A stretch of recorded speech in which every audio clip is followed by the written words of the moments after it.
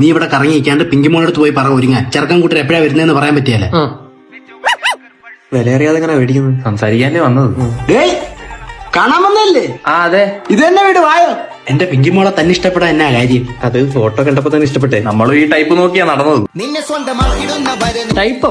അല്ല, ഈ ഒരു ലുക്ക് ഉള്ളത് നല്ല ക്യൂട്ടല്ലേ? ക്യൂട്ടാണല്ലോ, കാണാൻ എന്നെ പോലല്ലേ. അതാ രണ്ടുപേരുടെ മോന്തയ്ക്ക് ഒരേ ചായ. ചായ കുടിക്കും. അതെ, പറ്റിയെ പറ്റി എന്തെങ്കിലും ചോദിക്കും. പിങ്കിയുടെ 1-2 ഒക്കെ സമയത്തിന് പോണില്ലേ? അല്ല, സമയത്തിന് ശീലിപ്പിച്ചാൽ ഞങ്ങൾക്ക് വലിയ ഉപകാരമായിരുന്നേ. അല്ല, അതൊക്കെ അവരുടെ സൗകര്യമല്ലേ. അത് കുഴപ്പമില്ല, ഞങ്ങൾ ട്രെയിൻ ചെയ്യിച്ചോളാം.